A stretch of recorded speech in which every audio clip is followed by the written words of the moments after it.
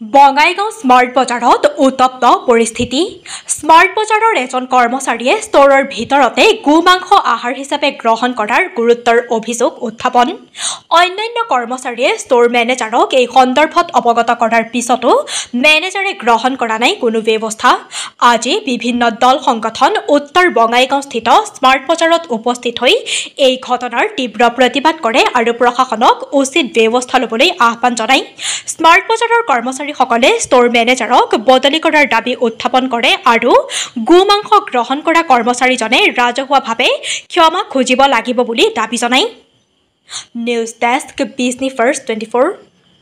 আসলতে স্যাৰ কালি আমাৰ লগৰে স্টাফৰ এজনে কালি ষ্টৰত গৰু মাংস লৈছে, যেহেতু আমাৰ ষ্টৰত একো নন ভেজ এলাও নাই, অকল কণী খাব পাৰে, সেইটো আনিব পাৰে।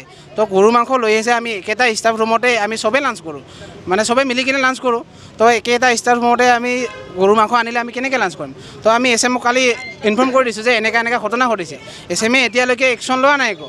তো আমি SMক কৈছোঁ যে ৰহিমউদ্দিনৰ ষ্টৰৰ পৰা ওলাই দিব লাগে, আমাৰ মাজত আহি ক্ষমা খুজিব লাগে, তাৰপিছত এইখন ষ্টৰ আমাক নালাগে। আৰু SM জনে এতিয়ালৈকে একো একশ্যন লোৱা নাই, অকল এপলজি দিব দিছে। এই কাণ্ডখিনি কিমান দিন ধৰি চলি আছে? কাণ্ডখিনি কিমান দিন ধৰি চলি আছে সেইটো আমি গম নাপাওঁ, কিন্তু কালি আমি দেখিছোঁ কাৰণে আজি আমি এইখিনি কৰিব লগা বাধ্য হৈছোঁ। আপোনালোকৰ ওপৰ মহলত খবৰ দিছে না? খবৰ দিছোঁ আমি, আমাৰ ওপৰ মহলত আমি খবৰ দিয়াটো আমাৰ অধিকাৰ নাই। আমি আমাৰ যিখন ষ্টৰ মেনেজাৰ আছে, ষ্টৰ মেনেজাৰ আমি ইনফৰ্ম কৰিছোঁ, ষ্টৰ মেনেজাৰে ওপৰৰ খবৰ দিব, কিন্তু তেখেতে এতিয়ালৈকে ইনফৰ্ম কৰা নাই।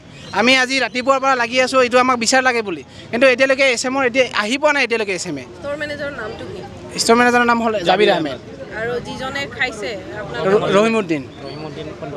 মুছলিম সাপোৰ্ট কৰি আছো বৰ্তমান তেখেতে এতিয়া নাই নেকি? ৰহিমউদ্দিনে আহিব নাই, ষ্টৰ মেনেজাৰ আহিব নাই এতিয়ালৈকে। পলায়ন কৰা নাই, ঘৰত আছে, হয়তো আহিব ভয় কৰি আছে, নাজানো এইটো কি হৈ আছে। আপোনালোকে ফোন কৰিছিলে নেকি? ফোন কৰিছোঁ, অহা কথা কৈছে, SMকো ফোন কৰিছোঁ, অহা কথা কৈছে, কিন্তু এতিয়ালৈকে একো দুয়োজনে আহি পোৱা নাই। হেড অফিচৰ পৰা কিবা যোগাযোগ কৰিছে নেকি?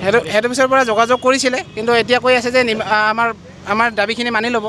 আমি কৈছোঁ যে ৰহিমউদ্দিনে আহক, আমাৰ মাজত ক্ষমা খোজক আৰু ৰেজিগনেশ্যন লেটাৰত চাইন কৰক, সেইখিনিয়ে আমাৰ দাবী। আৰু ৰেজিগনেশ্যন চাইন কৰক, আমাৰ চবৰে আগত, আমাৰ ষ্টাফৰ আগত ক্ষমা খুজিলে হ'ল। SMজন চেঞ্জ হ'ব লাগে আমাৰ ষ্টৰৰ পৰা।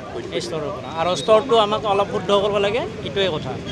মানে আমাৰ যিটো আমাৰ ষ্টৰখনত অকল হিন্দু মানুহে শ্বপিং কৰিব নাহে, চব জাতি আহে।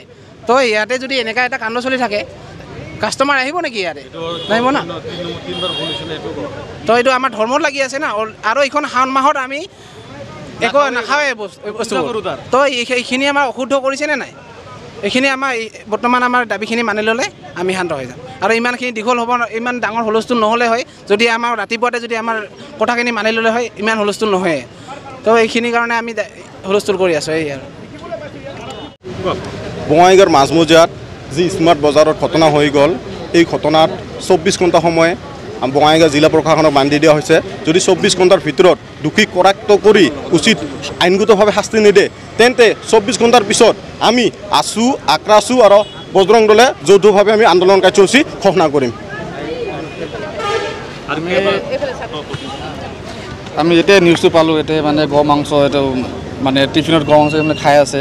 এই আমাৰ এটা ল'ৰাজনে ফোন কৰিল, দাদা এনেকৈ আমিতো হিন্দু মানুহ, যিহেতু এটা শাওণ মাহ, এটা পবিত্ৰ মাহ এটা চলি আছে, ইয়াৰ মাজমজিয়াত আমি পূজা ফাষ্টিং কৰি আছোঁ, একে টেবলেট খাওঁ, এই মানে কি ধৰণৰ এইটো মানে হেৰি চলি আছে। তাৰপৰা ASM যোনটো ASMক কমপ্লেইন দিছিল যোৱাকালি না, 24 ঘণ্টা সময় দিছিল, 24 ঘণ্টা এতিয়ালৈকে চলিউশ্যন দিব পৰা নাই। আমি এইটো দাবী বিচাৰোঁ, এই মল যোনটো এটা অশুদ্ধ হ'ল, গো মাংস আমাৰ কাৰণে বহুত ডাঙৰ এটা অশুদ্ধ বস্তু হা, এইটো শুদ্ধ হ'ব লাগে, গংগাজল ছিটকাব লাগে যিমান সোনকালে পাৰে। তাৰপিছত আমাৰ ষ্টাফক যি এটা দাবী জনাইছে, দাবী চব কমপ্লিট হ'ব লাগিব, তাৰপিছতে স্মাৰ্ট বজাৰটো খোলা হ'ব, নহ'লে এইটো বন্ধ থাকিব। 24 ঘণ্টা সময় দিয়া আছে।